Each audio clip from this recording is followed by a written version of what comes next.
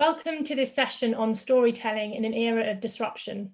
My name is Ellie Bothwell. I'm a reporter and rankings editor at THE, and I'm delighted to be chairing this discussion. Universities have always had lots of stories to tell about their research breakthroughs, about the extraordinary accomplishments of their students and alumni, and about the work they do in their local communities and international partnerships, to name just a few. Many of these stories have been amplified during the pandemic. It's just one example, but the race to find a coronavirus vaccine is truly front page news across the globe. But not all of the stories about universities over the past few months have been positive. There have been concerns about the ability of institutions to effectively teach online, and worries in some parts of the world about campuses reopening too early. At the same time, student recruitment has become even more competitive. So how should universities approach the task of storytelling during this global crisis and beyond? How can they stand out from the crowd in an increasingly online world and implement effective storytelling to allow current and potential students to engage with the university's personality, authenticity, and values? To discuss this, I'm delighted to be joined by 4 communications experts from 3 different continents. Avidya Lim Rajaram, Chief Communications Officer at the National University of Singapore, Tanya Rhodes-Taylor, Vice Principal of External Relations at the University of Sydney, Rachel Sanderson, Vice Principal of External Relations at the University of Glasgow, and Mayan Shah, who works on corporate global strategic partnerships at TikTok. Thank you all so much for joining me today. There will be time for a Q&A session a bit later on, so please do add questions to the Q&A function on the screen during the panel discussion, and I'll pick these up later. So first of all, I'd like to explore what has changed given the current crisis that we're in with the pandemic. Tanya, if I could come to you first. Storytelling and the reputation that can come with that has always been important for universities. But do you think having a strong institutional story is more important since the pandemic? That's a really good question, Ellie. I think the thing that's important is that the story isn't about the university. We're not talking about us as an institution. The story is really about a shared experience, both in work and study, and the stories that we told amongst ourselves to create community and maintain community and to share that experience. That was the thing that really came out of that for us. And we did that in a number of ways. So we encouraged our staff and our students to take over our social media channels and to share their experiences. And that created a real sense of a shared endeavour and a connection at a time when we were really not connected. So it's not about the university, it's about the people at the university, and that's the thing that really shone through for us. And Rachel, would you agree with that idea about it being a sort of wider story? And do you think the story that you're looking to tell is different from what it has been previously? I think yes and no. I mean, I absolutely agree with everything that Tanya has just said, and I think it's really important to reinforce that storytelling has always been critical. It has always been a way for organisations to communicate their core values. And I think that has amplified during the pandemic because we recognise now the need to connect and engage with audiences in a really visceral way. I think COVID-19 has created a chasm of isolation, and storytelling has been a bridge to connect that gap, to connect individuals and communities with the institution. And I think, what is different in terms of the stories that we're telling, I think Tanya's right. It's about communicating a shared experience and actually shared vulnerabilities as well, because we don't have all of the answers. And I think for the first time, we felt empowered to say so, but actually being able to say that we are all in this together and really focusing in on the importance of providing a supportive network for our community, both internally and locally and in the wider community as well. So I think the stories we were telling before were all about championing our people and their world-changing activities and initiatives, and that is absolutely still the case now. But I think more now than ever, we are taking into account the individual experience and really trying to highlight the ways in which we are connecting with our communities domestically, internationally, and very specifically internal to the University of Glasgow as well. That's really interesting. And Ovidia, if you can come in as well on the same sort of question, but also maybe if you could touch on, you know, what it means in terms of the audience that you're sort of engaging with. You know, are you sort of communicating with different stakeholders now from the ones maybe before COVID-19? Well, I think that we've become a lot more nimble in communicating, obviously, with a global audience as well as a local one. And I'll just pick up some points that Tanya and Rachel talked about connecting with the network, about supporting one another, and just being honest about the answers that we have and the answers that we don't have. One of the things that I was excited to see was videos put up by our students, our alumni, and they were basically in the early part of COVID-19, all about putting out information, accurate information out there, because there were so many rumors coming from around the world, because Singapore is where the National University of Singapore is. It's a hub where we have got global news hubs. And we also are open, you know, to influencers from around the world. So you see a lot of misinformation, inaccurate information flying around on cyberspace. And one of the things that I was really proud of the community was we had nursing students doing videos on how to wear a mask properly. And it was clearly homemade, but it was just so earnest, and that authenticity, you know, we saw videos like this just going viral, and we were very happy to actually share these things, because for the first time, I see universities just being less corporate, being less about the brand, but more about speaking to the brand values. So you didn't have slick videos, at least not for us. We had some that we put out, simple, straightforward information. And then we had all these lovely homemade, you know, videos that people didn't care if the lighting was bad and it was maybe a bit longer than it should have been, but the message was there.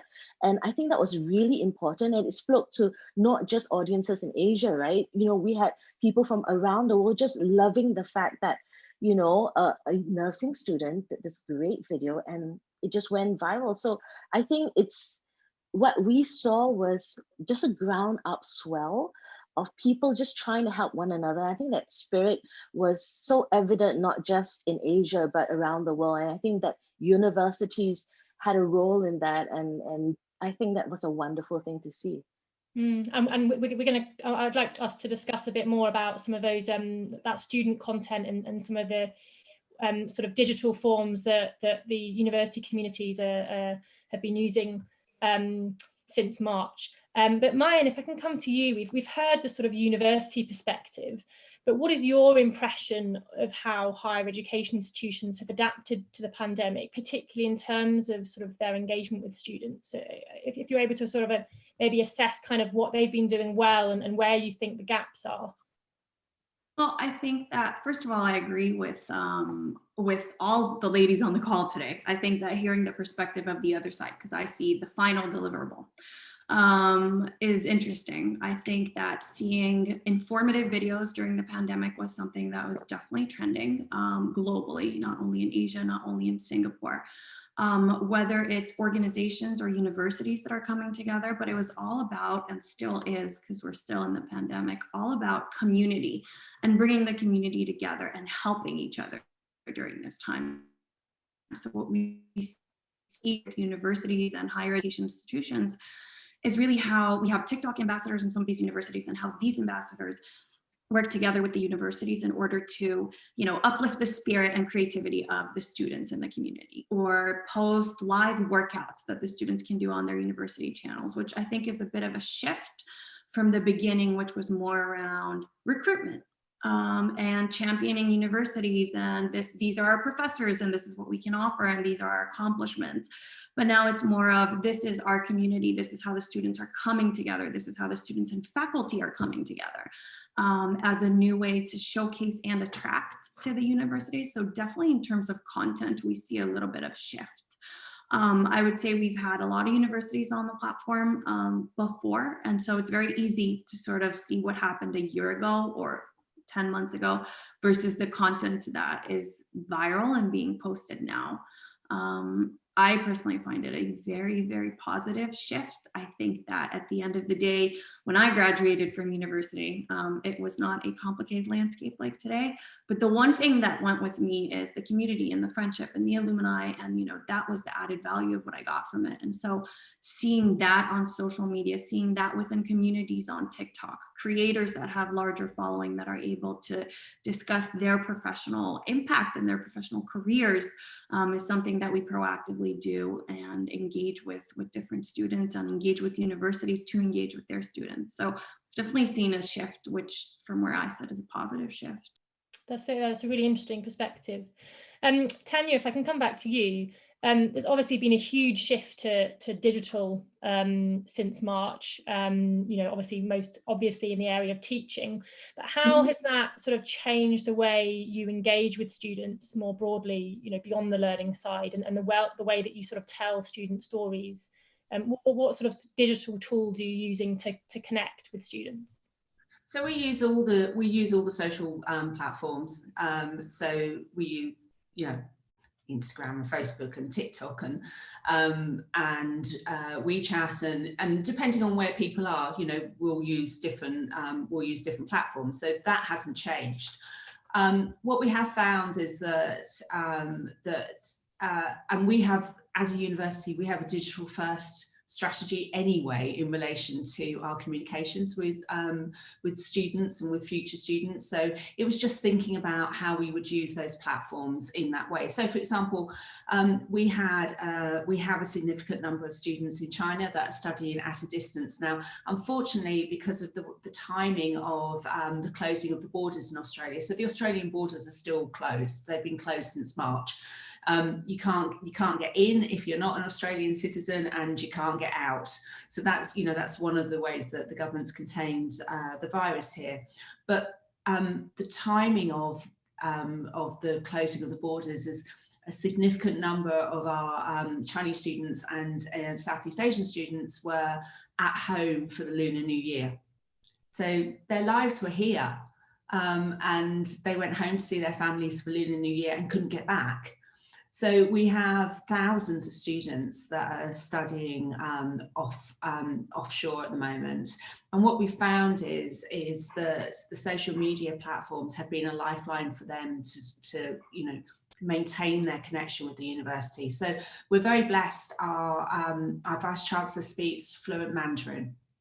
So we have done frequent communications from him to students and to their family and to other partners in Mandarin, which has made a huge difference to how that's been perceived and how the university's been perceived in terms of keeping up that contact. And as I said earlier, we allowed and encouraged the takeover of most of our social media channels by a campaign that was called #UCIDOnline. And this was students and staff from across the world telling their story of what studying where they were and in those circumstances was like. And it was amazing. I mean, it was, and it's still going. And, we have classes of entire classes on Zoom doing a TikTok dance being led by their teacher, or you've got someone who's sitting there and explaining why both yoga and law is incredibly important to them. And so you've got these stories going around. And that again was across all social media platforms, and it was really powerful in keeping those connections together. But it had a kind of positive impact as well. So we do sentiment tracking, and our sentiment tracking increased 31% over that period. So we know that people felt it was important, and it made them feel more warmly towards their organisation. The thing you have to be wary of is message fatigue and information fatigue. So we've all over-explained because it was the only thing that we could do in the circumstances. But you have to be aware of that. And sometimes you have to curtail people's best ideas because you just know that there's not one, that people can't take one more thing. So maintaining that balance can be challenging, but as long as you're aware of it, it's better for people to have too much information rather than not enough.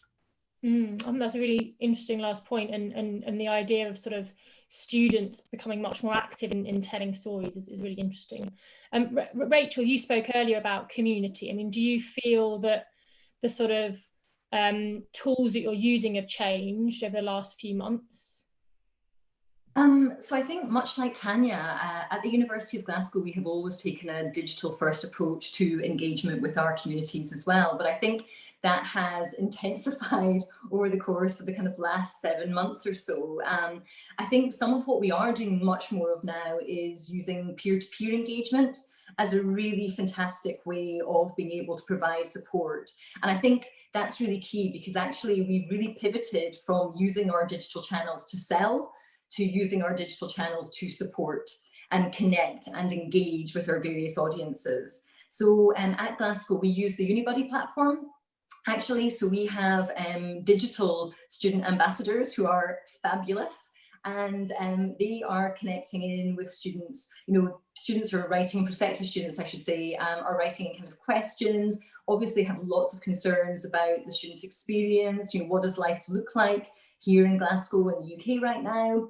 And our digital student ambassadors have been able to respond to those queries and actually talk from their own personal experience of what life in lockdown feels like, and what support they're getting for the university. And that has been so powerful, really impactful, because it's also authentic.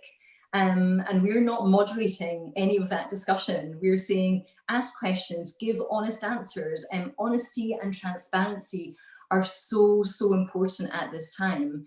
And actually, one of the things that has been wonderful about that platform is, in addition to having student ambassadors, we've also recruited in staff ambassadors. So different subject areas are connecting directly with students who are interested in coming and joining those programs, but also alumni ambassadors as well. So we've been able to connect up kind of prospective students in country with alums that we also have in that country to kind of share experiences and chat to one another. And so I think that that is absolutely something that we will see more of kind of post-COVID, which hopefully we'll get to sooner rather than later. But actually, I think there's been so much really fantastic engagement and new activities that have been delivered during the course of the pandemic thus far that actually have revolutionized the way in which we're engaging, the way in which we're thinking about our audiences, the way in which we're preempting needs. And I want us to be able to build on those going forward. And I've heard this beautiful phrase being used by a colleague, which is, let's not confuse recovery with restoration. And I think that's really important for the sector, because it is not about getting to the end of the pandemic and kind of reverting back to how we once were. I think that time has passed.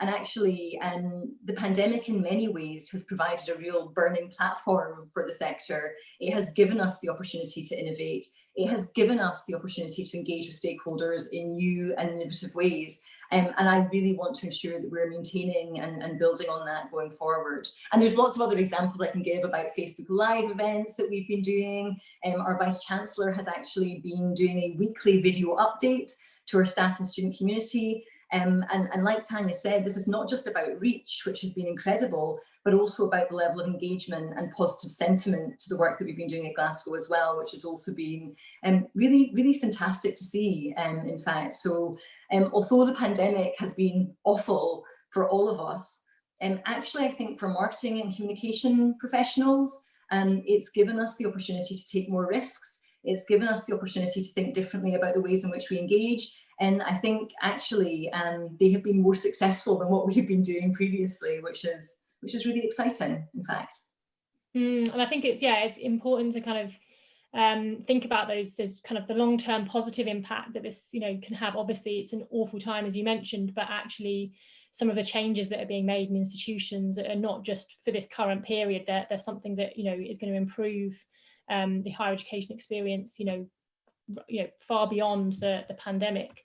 Avidia, you talked earlier about the nursing students that were sharing videos in terms of how to properly wear a mask and things like that, and I'm wondering whether you can come in here.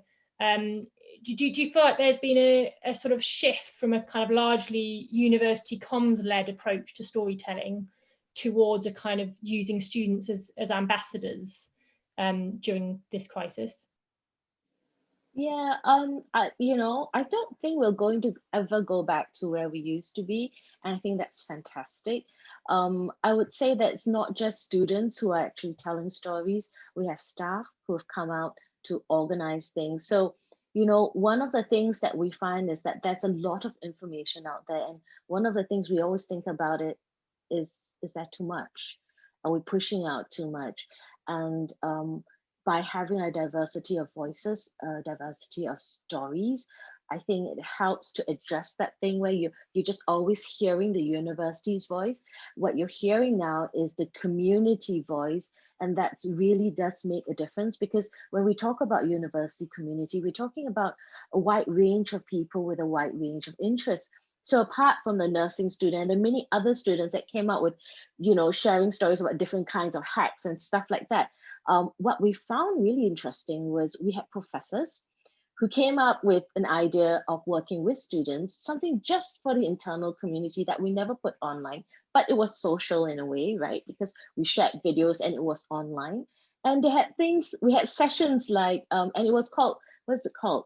NUS OK, our own kampong. So kampong is a Malay word for village. So we had this really authentic, professors teaching how to cook, how to mix drinks, how to cook certain things, easy desserts, and then students, sharing original compositions. And it was not just like a student event, it was student staff getting in, just doing short programs, regular programs for the internal community. And it was lovely because everyone felt that this was our community. It was brand building from the inside, and just really original stories, raw stories, and just a diversity of voices. And I feel like that was important. Student, yes, absolutely, because students are at the heart of everything that we do. So some of these things that you don't even see online are happening in university communities. And I think that's brilliant. So I definitely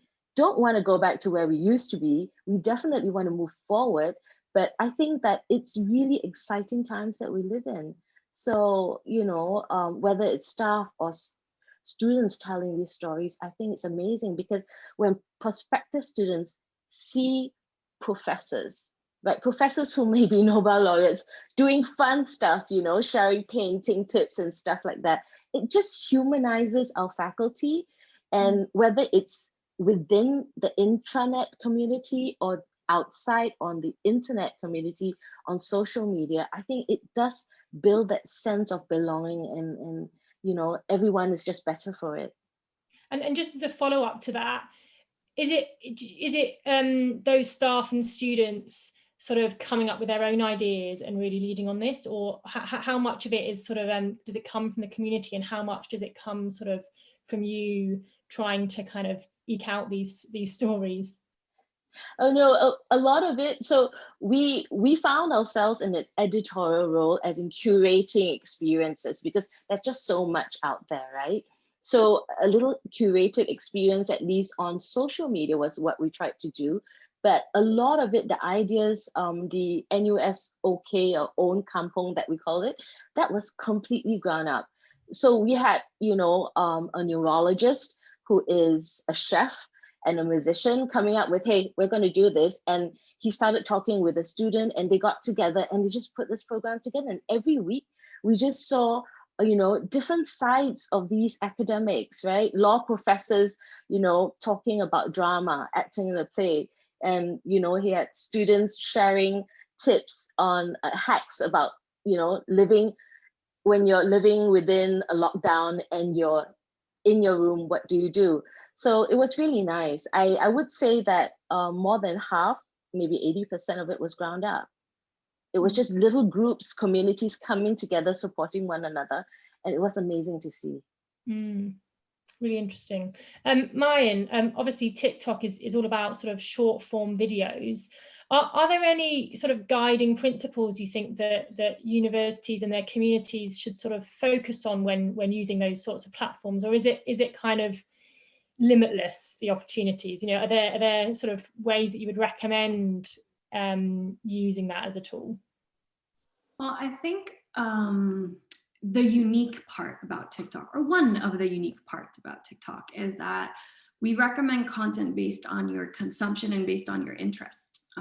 So everyone has a fair chance to succeed. It's not about your following. It's really about the creativity, what you bring to the video. So we've seen, you know, Julie Smith, a psychologist in the UK, who's really leveraging the platform to talk about mental health and raising awareness in mental health. Two things I've learned as a psychologist. Number one, people who don't need help look an awful lot like people who do need help.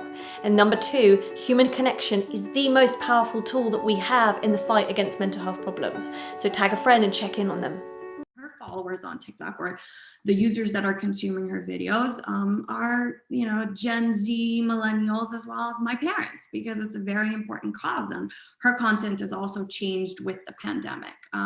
We see universities that are posting both online graduations, online workouts, but also, you know, Cambridge University posted a while back a video of, you know, AI, robotics, cars, and how, you know, if we actually have autonomous cars that are powered by AI that talk to each other, they save 35% time in traffic, for example. So we see a lot of different types of content that succeed on the platform, mainly because we're able to service the content based on interest and not based on followers. And so I think universities really have, the universities and any educators and individuals and organizations have a fair opportunity to gain great traction on the platform and really build their own community and reach new audiences versus just having your own followers. So there is no magic trick, there is no formula, but it's all about really being authentic. This is what our users like. They like creativity, they like joy. That's the essence and the heart of the platform.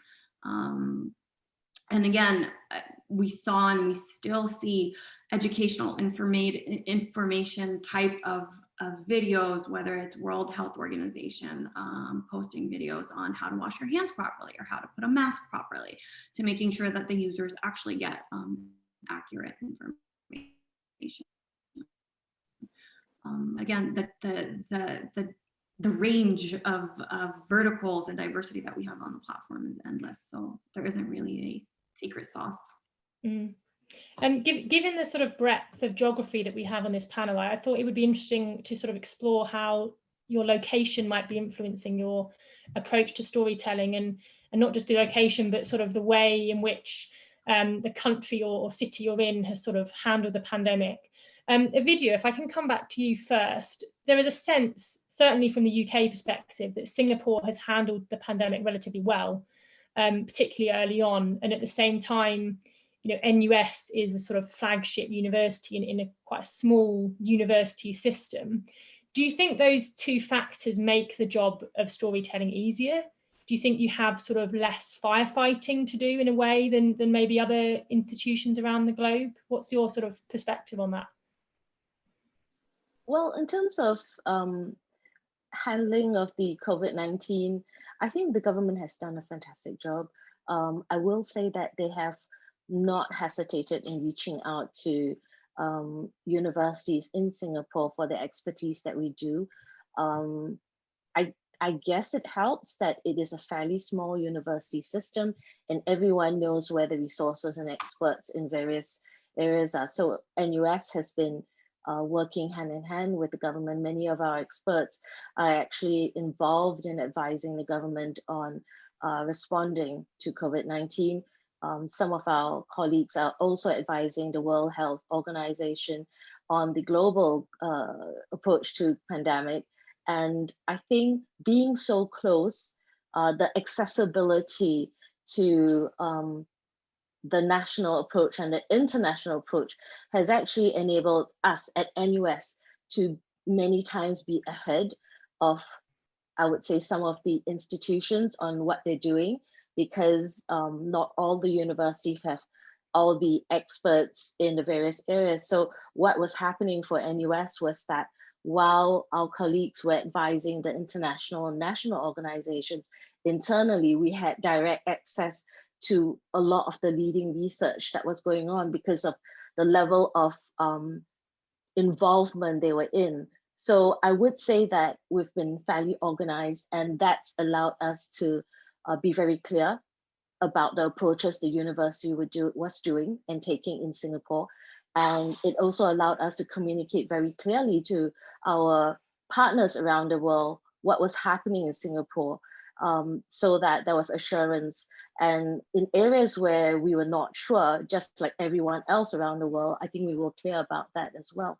So that helped in terms of clarity of communications and in terms of the storytelling that we put out there.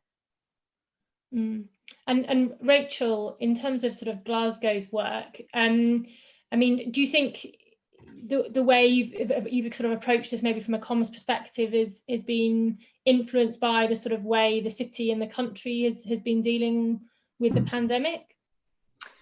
Absolutely, and I think it's one of the challenges actually, because as you will know, Ellie, being in the UK, we are dealing with a lot of uncertainty, and we are dealing with a lot of policies that are being deployed almost on a daily basis. So it feels a lot of the time that we are in very responsive crisis communications mode, as opposed to being able to do some of the managed, planned communications that we really would like to focus in on.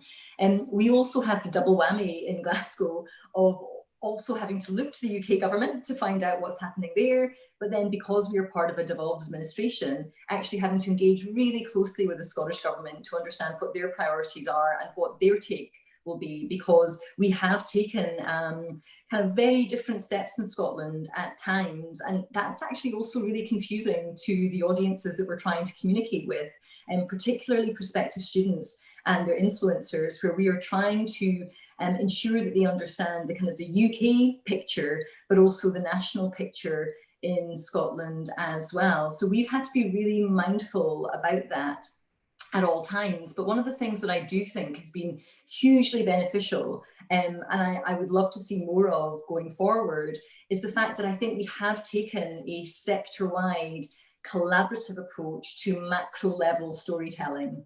And what I mean by that is we have worked really closely with Universities UK International on the We Are Together campaign, which has done enormously well across social media channels. And this has been both kind of created content, but also crowdsourced content from our students, from our alums, from our staff. And I think that has been really helpful actually, because again, it's given a kind of first person picture of what the world looks like from the UK perspective. So I think that sector-wide collaboration around storytelling has been really impactful. And nationally within Scotland, we've also been able to do that with our Scottish colleagues around the Scotland Is Now campaign too. So I think what we've been very minded on is the fact that, yes, we are constantly having to think through and preempt what the government's next steps will be, which is very challenging. It's very challenging in any normal year. It's incredibly challenging in this year. But I think we've also looked to where we can really benefit by taking a sector-wide approach to messaging.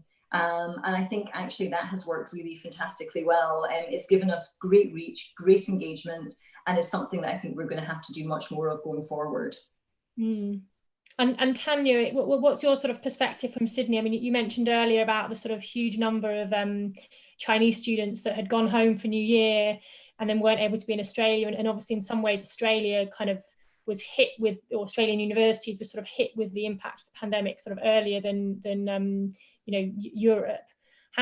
How do you think the sort of the way the country's handled it has sort of changed your approach to communication? I'm not sure if it's changed the approach, but you know, the geopolitical position that we're in, our proximity to China, but also the tensions with China, obviously feeds through into things. So, and also, you know, as I said earlier, our borders have been shut since March. The numbers of cases that we've had have been minuscule compared to elsewhere, and so I think we had 4 new cases in the country yesterday. So that gives you a sense of the sort of scale.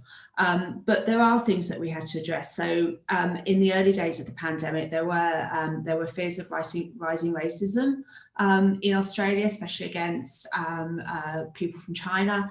And we worked really hard with our students to send messages of support to either members of the Chinese community that were within Australia and other international students, and also members of our community that were overseas. And so one of the things that we did during Welcome Week was we created what was called a solidarity tree. So it was a big red shiny tree, and our students could tie messages of support to it for other students that were either stuck overseas or were feeling vulnerable. And so we ended up with over 800 messages of support from our own students for other students. And then we used those messages and made sure that we shared them across both our owned and bought channels. So that was really powerful. Another thing that we've had to do is challenge government rhetoric. I heard somebody on Radio 4 say last week that the new Australian national sport is bullying their smartest people. And that certainly feels that way sometimes with some of the government rhetoric around universities. So even though the government is absolutely adamant that we're at the forefront of the research for a vaccine, they haven't been very kind to us. So we were omitted from the government's stimulus support package, even though we are the country's third biggest export industry, and we've taken a massive hit, and that's been felt throughout the whole economy. So my university alone contributes $5.9 billion to the Australian economy each year. So we're quite a significant player. So what we've done is we've gone to our partners, to our industry partners, to the general public, and we've explained the value of universities. We've told stories about how important universities are, not only to the health of the country, but to the economy of the country. And if we're going to recover from the pandemic, that we want to be part of the solution. We're not complaining about not getting help. What we're saying is that we want to help, and that universities are a key part of that. And that's actually allowed us to progress that conversation with sections of the community and some of our stakeholders in a way that we wouldn't have had the opportunity to do before, or it would have been much more difficult to do, and to explain our worth, not just in educating not only our communities but other communities, and not just in research, but the pure economic powerhouse that universities are, and how we contribute to that, and how we want to contribute to that. So and they were both responses that are particular to our geography, our government, and our current situation. But yeah, so we've done quite a lot of advocacy as part of this, and quite a lot of campaigning.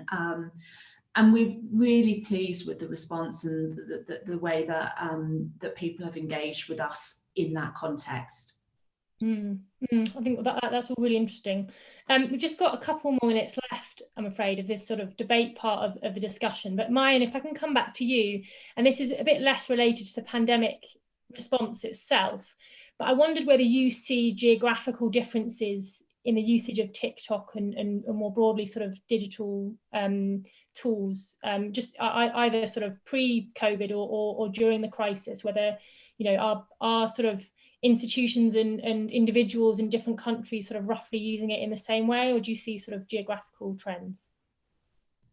Well, I think that it's a complicated question.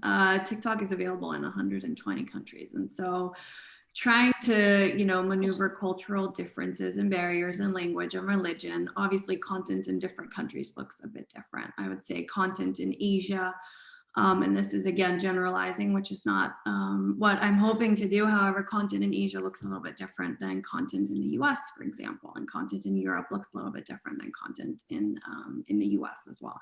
So there are differences. Don't necessarily think that the pandemic had effect on the cultural type of content. I believe that culture plays, and language and religion play a very big role in the way that we are as humans, institutions identify themselves, and so on and so forth. And so the content speaks to that as well. So we do see different trends in different countries.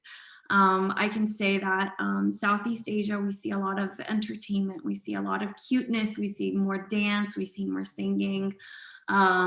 I would say that in Europe and in the US, there's a little bit more diversity, more sports, more education, more utility type of content. A lot of creators that are fighting for causes in the US, Black Lives Matter, voting, etc. So I think that, again, this is more of a cultural approach to what social media looks like and communication looks like in general. Some nations and some countries are more straightforward, some are more reserved, and we do see that in the type of content. Yeah. Okay, yeah, and it'll be interesting to see sort of how that continues over the future. I think that's a good note to end this debate part of the session. So thank you very much to all of you for such an interesting discussion so far. Hello and welcome back to the panelists, and thank you to everyone for all your questions. There is still time to submit questions if you haven't done so already. Please use the chat function on the screen. But to kick off this live Q&A part of the session, I wanted to start on a question about the value for money narrative that has been fed by the press and policymakers and also in some cases students in certain countries for a while, but particularly since the pandemic, because the debate has sort of been reignited by the switch to online learning or hybrid learning, and the question of whether students should pay less for online learning, with the sort of alleged reasoning being that it offers a lower quality experience. Tanya, I wonder if I could come to you first, and then anyone else can come in afterwards if they wish. Is that a question that you've had to tackle recently around sort of value for money and the idea of online being second best? And how do you ensure that there's a more sort of balanced discussion around quality in the current time? So it was a question that we were hearing early on as we were switching to online. So it took us about 2 weeks to switch from fully face-to-face to fully online. But what was interesting is that we actually we surveyed student satisfaction with individual units of study, and the results of that at the end of semester 1 were actually higher than they were from the previous year. So our students were more satisfied with what they were receiving at that point than they had been previously. So that offered us some encouragement that we were getting it right. I think actually the opportunity to go online gave our academics a chance to innovate. And so we were able to try new things and apply new things. We found that in some instances, students who were slightly intimidated in large classes were more likely to participate in an online environment. And we just explained to our students that actually it's the same academics teaching the same subject, probably in a more innovative way. And that it did also cost universities a substantial amount of money to be able to pivot to put information online. It wasn't just a case of, or to put teaching online rather, it wasn't just a case of taking a set of slides that you might have presented on a lecture and then presenting them over Zoom. Our academics really thought about the experience. So we even had things like online labs and virtual reality and things like that. So it was a really significant pivot for us. So as I say, I think students were nervous at the beginning that the quality of the experience would be less. Certainly that's not the feedback that we've had at our university, if anything, the opposite. And what our academics are doing now as we're moving more into a more hybrid model. So we still have about 40% of our international students overseas, but we're having about 28,000 students on campus each week at the moment. You have to take that in the context of we have over 70,000 students, so it's not all of them, but significant numbers are coming back, is that we're taking that hybrid model and taking the best of the learning and using that within the development of the pedagogy. So the pedagogy is changing as a consequence of that.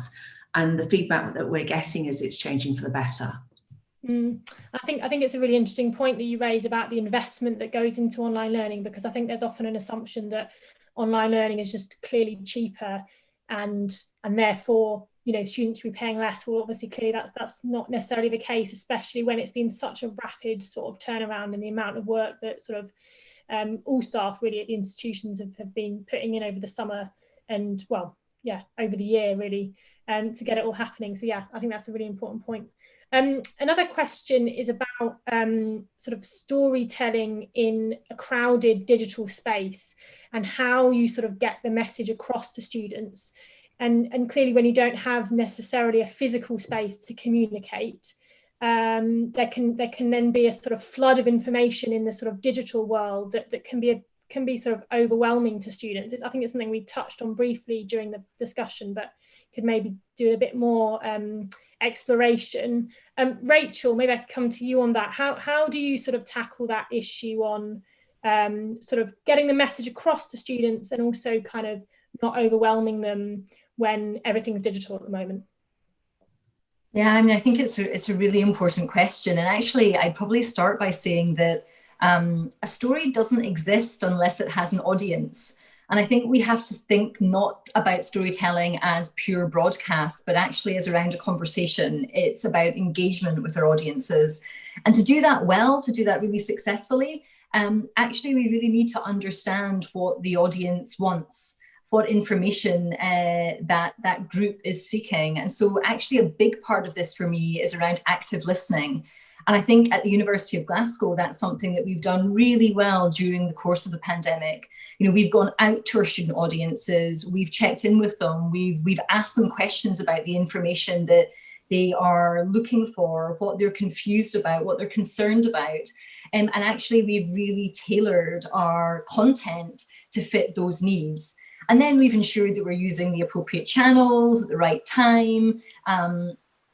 Any kind of good digital content strategy, we had that in place, pre-pandemic. We've been able to kind of amplify and develop that further during the course of the pandemic. But for me, it comes back to the validity and the relevancy of the content itself. And I think that we can only do that by really understanding what the needs and wants of our audiences are, so that we know that we are seeding content to them that actually they will engage with. Yeah, I think that's a really important point as well, and keeping the audience sort of front of centre of this issue.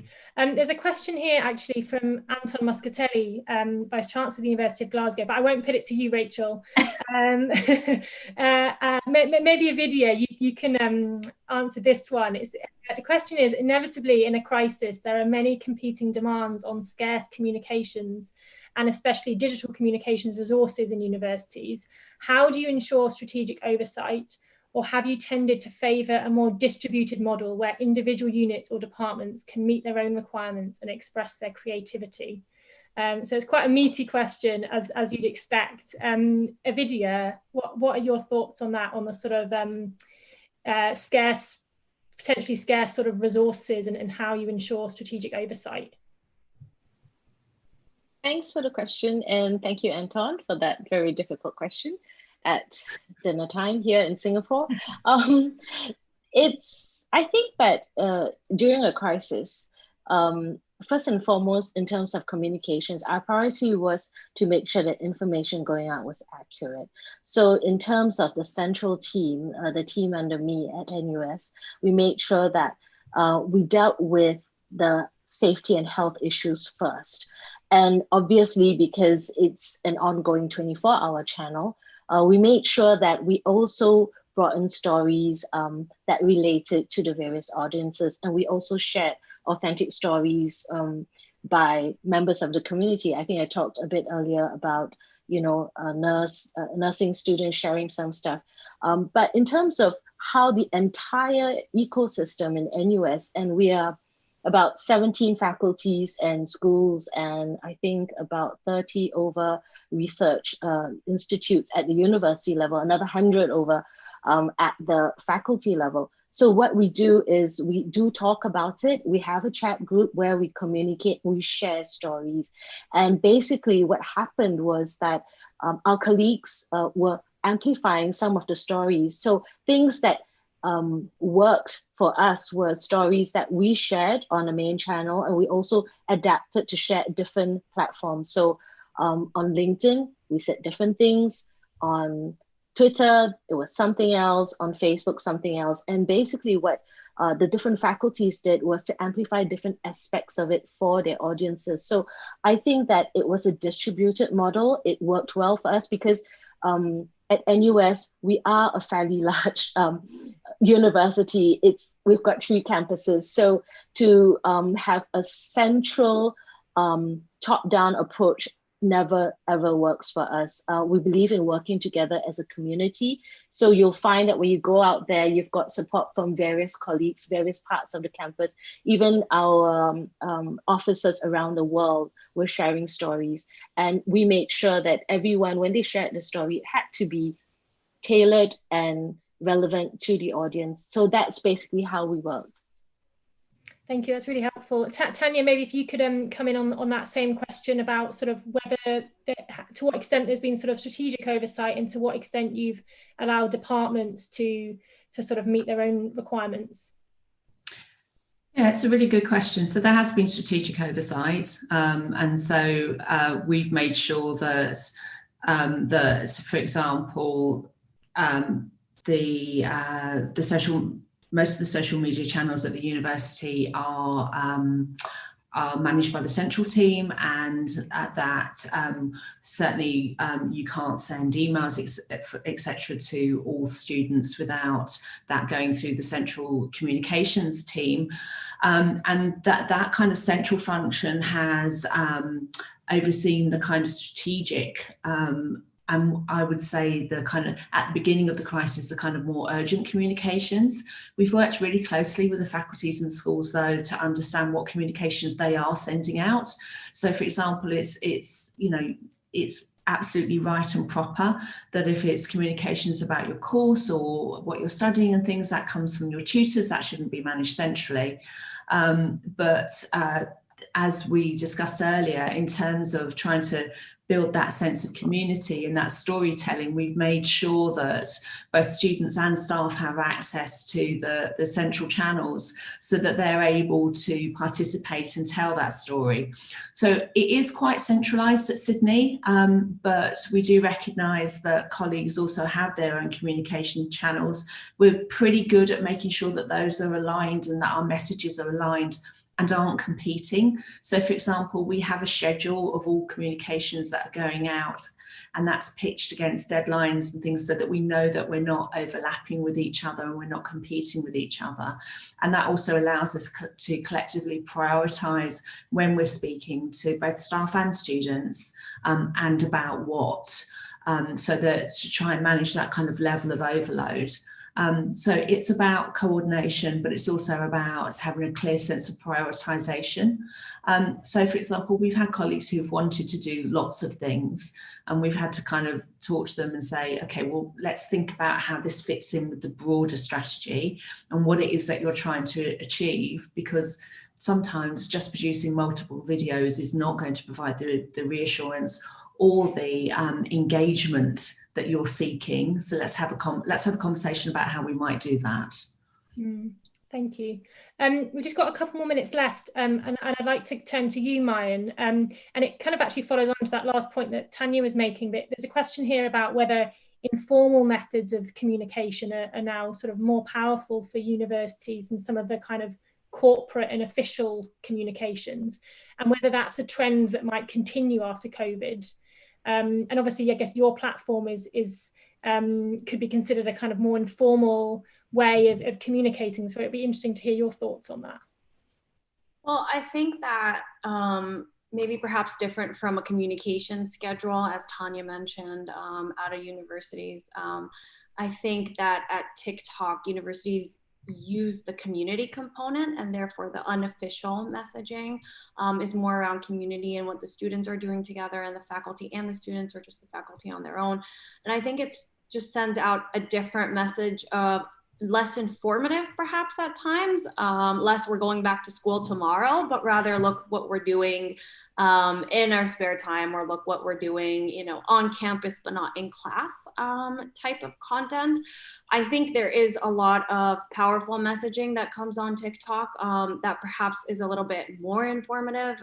During our session, we spoke about, you know, I think out of Singapore it was, that the nurses put on videos on how to put masks. So there are informative videos that are on TikTok, which is, I guess, a less formal channel and formal way of communication. But we do see it as tapping into more of the community and showing solidarity, whether it's online graduations that people get to consume together and they don't feel alone. And you know, we see people in Europe consuming content out of the US, and we see the US consuming content out of Southeast Asia, and we're all in this boat together. So I think the community around it and that messaging is very powerful. And I do hope that it stays post the pandemic, whatever post pandemic is, because I think it's a great way to deliver different messaging to different audiences in a different, I guess, more creative and heart to heart type of communication. Thank you. I'm afraid that's all we have time for, but thank you so much to the panelists for joining me today for a really insightful discussion. It's been really interesting and also I think quite hopeful to hear the ways in which universities have been able to sort of innovate in the way that they engage with their community during the pandemic. So thank you very much.